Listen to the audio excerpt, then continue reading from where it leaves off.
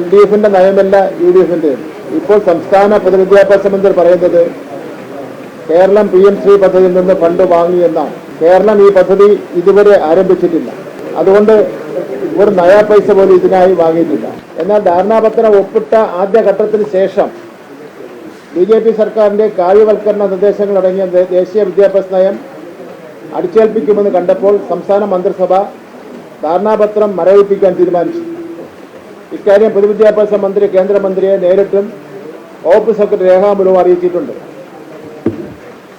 പിന്നീട് പൊതുവിദ്യാഭ്യാസ മന്ത്രി കേന്ദ്ര വിദ്യാഭ്യാസ മന്ത്രിയുമായി നടത്തിയ ചർച്ചയുടെ ഫലമായിട്ടാണ് സമഗ്ര ശിക്ഷ കേരളയുടെ 92 കോടി 41 ലക്ഷം രൂപയുടെ ആദ്യ ഗഡു അനുവദിച്ചത്.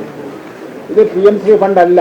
ഈ തുക വിദ്യാഭ്യാസ അവകാശ നിയമപ്രകാരം ലഭിക്കേണ്ട ആയിരുന്ന റീഇംബേഴ്സ് തുകയിൽ നിന്ന് കേന്ദ്രം അഡ്ജസ്റ്റ് ചെയ്യുകയാണുണ്ടായത്. യഥാർത്ഥത്തിൽ കേന്ദ്ര ഫണ്ട് നിശ്ചയിച്ചപ്പോൾ സംസ്ഥാന ഖജനാവിൽ നിന്നാണ് വിദ്യാർത്ഥികൾക്കും അധ്യാപകർക്കും ആനുകൂല്യങ്ങൾ നൽകിയത്.